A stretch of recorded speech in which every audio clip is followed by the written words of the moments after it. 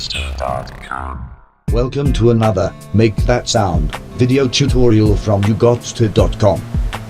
Today, we've got a special tutorial for creating a soothing seascape using the illustrious audiotool.com. We've already posted up the example file at audiotool.com/track/Ugotsta-soundscapes-the-Seashore. Let's head on over to audiotool.com.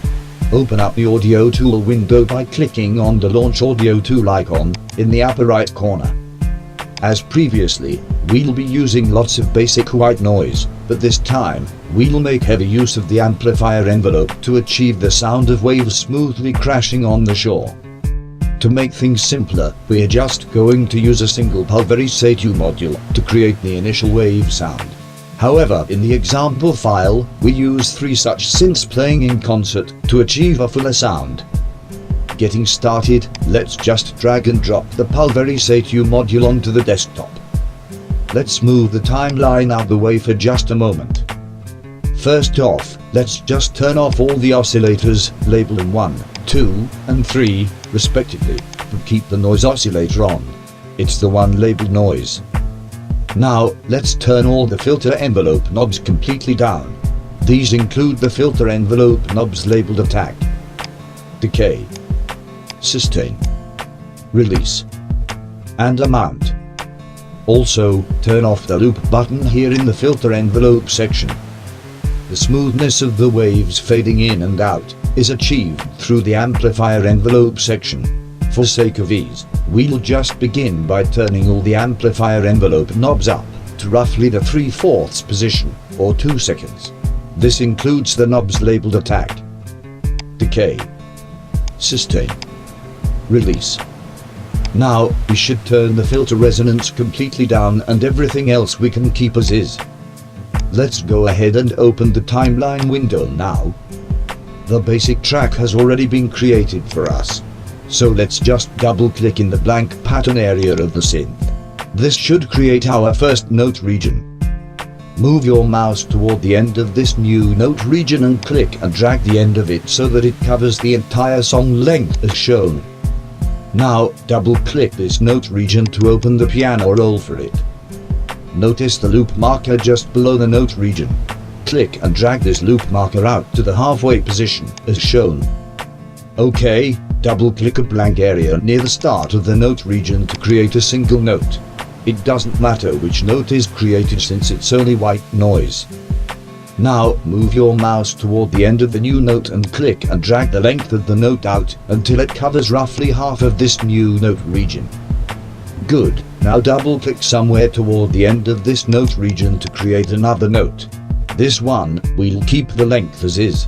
However, we'll move down to the section just below the piano roll and we'll click and drag down this note's velocity. Great.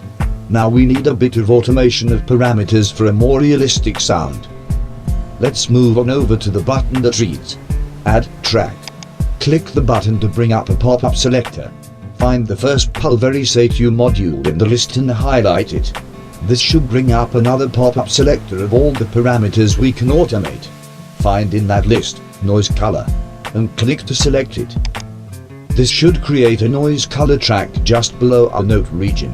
Double-click our previous note region to minimize it. Then, double-click in the blank area of the new automation track to create a new automation region. Let's quickly drag the length of this new region so that it spans the entire project loop. Then, double-click to open this new automation track. Click and drag the track's loop marker to the very end of the region. Now, double-click near the start of this new automation region in order to create a single point, or automation item. Drag this new automation item to the very start of the region and move it down a bit to where it's just above the bottom of the region. Now, let's create another automation item by double-clicking a little further on. Move this new item to roughly the halfway point of the region and move it up to where it's just below the top of the region. Excellent. Now, create one last automation item right near the end of the region.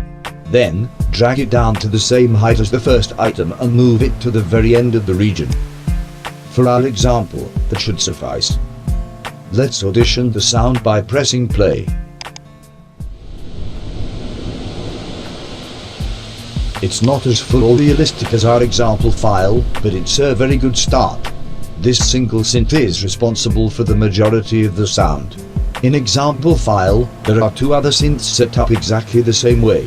These all play in concert to achieve a rather realistic sounding seascape. And that's it for today.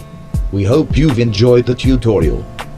This is Peter for Ugotsta.com saying chill and enjoy the sound. Ugotsta.com